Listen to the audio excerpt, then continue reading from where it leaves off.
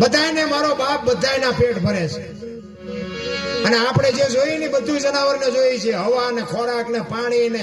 આપણી માં જેમ આપણને પ્રેમ કરે ને એમ ઈ એના બચ્ચાને પ્રેમ કરે છે. પણ બાપુ ઈ જન્મ આપે છે, એનું લાલન પાલન કરે ને પાંખું આવે, ઉડતા આવડે, પછી કે તું તારા રસ્તે ને હું મારા રસ્તે. કોઈ દી કુટુંબ ભાડ્યું એમનું? આ મારી હાળી છે ને, આ મારો હાટો છે ને, આ મારી હાવું છે ને, ખુશ તો આપણે ઊભી કરી દીધી. જે આપણે જોવે બધું જાનવરને જોવે છે અને બધાનું મારો નાથ ધ્યાન રાખે છે. એને કોઈ મકાન, કારખાના, ગાડીઓ, બંગલા કાંઈ છે નહીં. એક બપોરના ટાઈમે કૂતરું હોય ને બપોરના ટાઈમે રોટલો મળી જાય અને ઘસઘસાટ હોઈ જાય કે હાંજની વાત હાંજે આપણે જેને ખવડાવવું પડે છે ને. અરે ઈશ્વર તો દયાળુ છે રામ. પણ તમને મને જરાક બુદ્ધિ આવી ને ત્યાં બાઈ ઉમડ્યા ચડાવવા. નકર આપણો જન્મ થાય ને, જન્મ થયા પહેલા માએ બધી તૈયારી કરી રાખી હોય. કોડિયાન ગોયાન ગોદડા આન પેન બધું માને ખબર હોય મને ભગવાન દીકરો દીકરી આપશે. બધી તૈયારી માએ કરી રાખી હોય. અને 60 100 વર્ષ જીવો ને પછી મરી જવાની તૈયારી હોય ને તારે બધું તૈયાર જ હોય. લાકડા તૈયાર હોય, ઉપાડનારા હોય, ગોઠવનારા હોય, દિવાળી મૂકનારા હોય, ઘોંકા મારનારા હોય.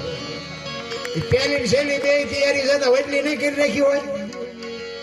વચ્ચે થોડુંક મારી પાસે સટકા ફરતું હોય ને મેં કર્યું તમે કર્યું લેતા જાજો ને બીજા વાપરશે. અરે કઈ છે જ નહીં. આ જેટલી સંપત્તિ છે ને એના આપણે ચોકીદાર છીએ, માલિક નથી. અને માલિક હોય ને તો ભેગું આવે. જેમ એક કારખાનામાં ચોકીદાર હોય ને, એ ગરડો થાય ને પછી રિટાયર થાય પછી બીજો આવે, એ ગરડો થાય ને પછી રિટાયર થાય બીજો આવે. એમાં આપણી સંપત્તિમાં આપણા બાપા ગરડ થાય પછી છોકરા આવે, પછી એ ગરડ થાય પછી એના છોકરા આવે.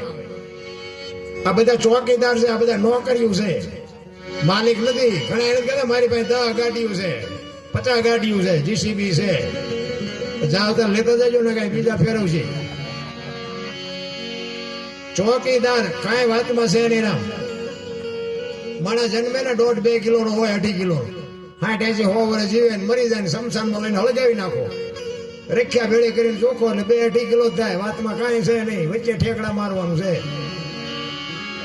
હળવા ફૂલ થઈ જાવ ને કોઈની માથે વજન છે જ નહીં, બધા લઈને ફરે છે. હું તો એમ કહું આવા કઈ કામ કરતા હોય ને નડો નહીં તો ઘણું છે.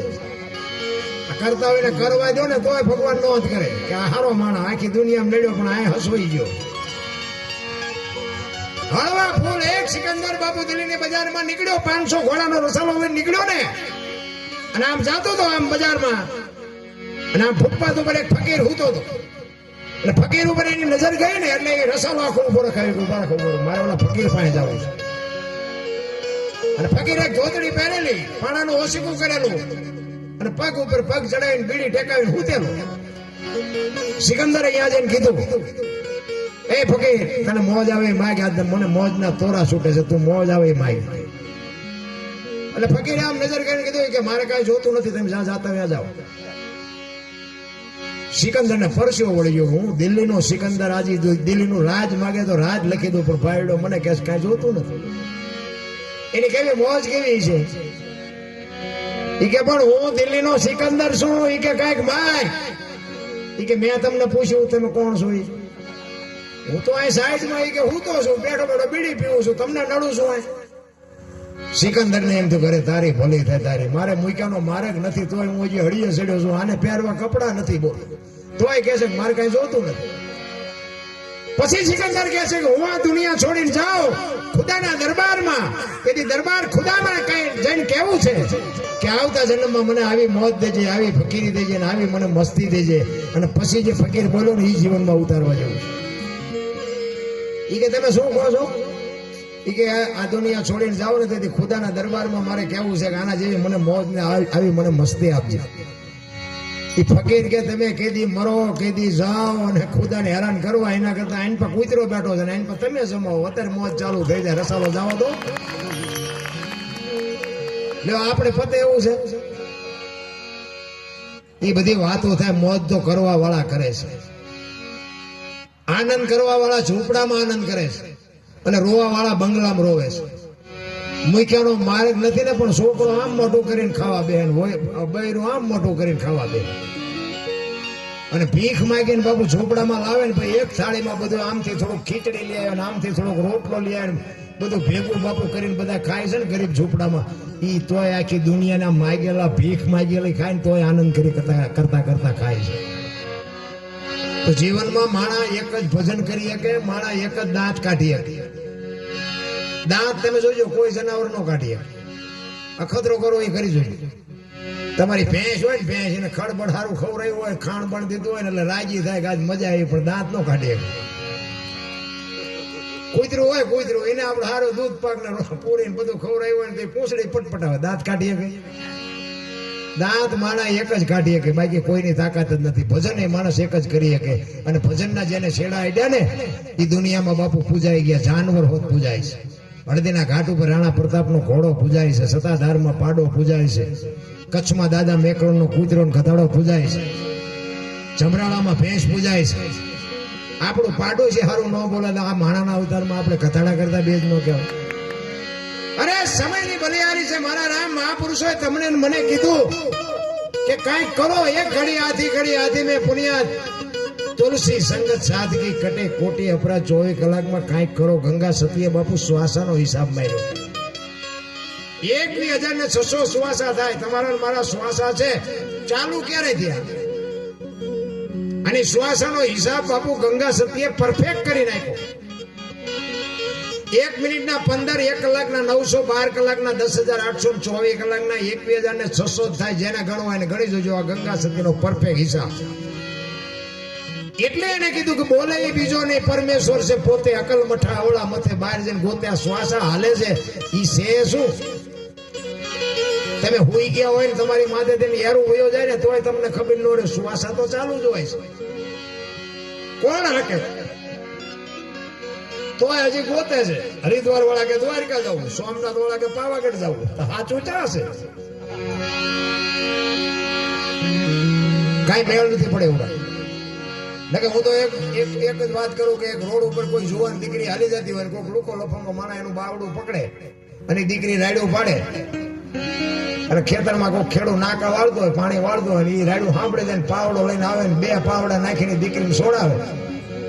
નથી લાગતું રામાપીર પોતે આવ્યા એવું નથી લાગતું? પણ આપણે તો કે ઘોડો હોય, હાથમાં ભાલું હોય, લીલા લુગડા હોય, એવું આવવાનું નથી ને આપણો મેળ પડવાનો નથી. ઈશ્વર વિનાની બાપુ જગ્યા ક્યાં છે? મને કોક દેખાડો. તલ મૂકે એટલી જગ્યા નથી. ઈશ્વર નથી એવું તમે માનતા નથી. ભલે ન માનતા હોય, ન માનતા, આપણે કઈ મનાવવા નથી આવ્યા, પણ ઈશ્વર વિનાને બાપુ તલ મૂકે એટલી જગ્યા નથી. અને જો એટલી જગ્યા બાકી હોય ને તો એનો વિનાશ થઈ જાય બાપુ. ઈશ્વરની ગતિ સિવાય કઈ હાલી ન શકે. સનાતન ધર્મની બાપુ રૂપરેખા જ એમાં આપણે બધા અત્યારે વાળા એટલા બધા કરીને મૂક્યા છે ને, કોઈ કઈ સાચું સમજીએ ન વગર સાચું કઈ કરીએ ન વગર. પણ તમને તમારા આત્માને તમે પૂછો તમને બધું નક્કી થઈ જાય. મુદ્દો ઈ એક પાસે જાવ તો બીજું સમજાવે, બીજા પાસે જાવ તો એ પાછું કઈ બીજું જ સમજાવે, ત્રીજા પાસે જાવ તો એ 2નું ખોટું, ત્રીજું જ નીકળે પાછું. સત્ય શું?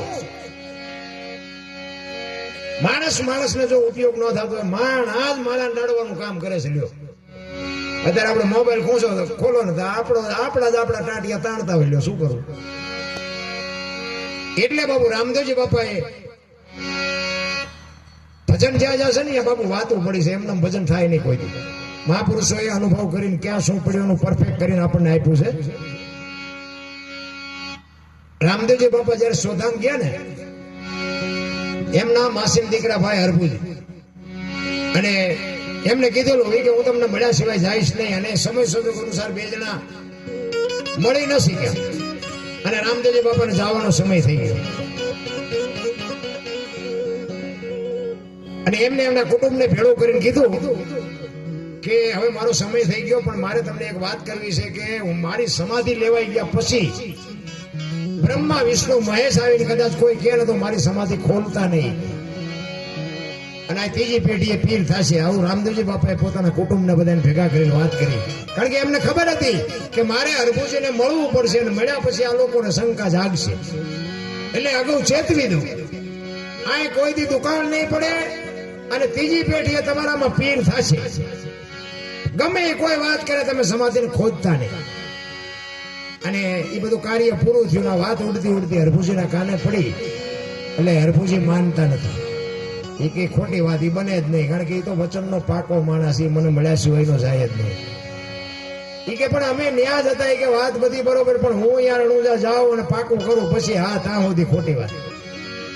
અને ત્યાંથી બાપુ હરભુજી નીકળ્યા ઘોડા ઉપરથી અને અહીંયા આવ્યા. રણુજાના સીમાડે રામદેવજી બાપા બેઠા હતા અને ઘોડા ચરતા હતા. અહીંયા હરભુજી આ વાણી કરી લે, હરભુજીને હૈયે હરખ અપાર ઘોડલા ચરંતા દીઠ્યા રામા પીરના. ઈ હરભુજી અહીંયા આવી અને ઘોડેથી ઉતરીને બે ભાઈ ભેટા. અને હરભુજી કહે છે મેં તો આવી વાત સાંભળી હતી. એટલે રામદેવજી બાપા વાતનો ગોળો ટોળો કરી નાખ્યો. ભાઈ આ તો દુનિયા છે, ગમે એ વાત કરે. બે આપણે કહુંબો નથી પીતો ઘણા ટાઈમથી. કહુંબો બનાવી ઓલી વાત મગજમાંથી કાઢી નાખી અને કહુંબો બનાવીને બે પીધો.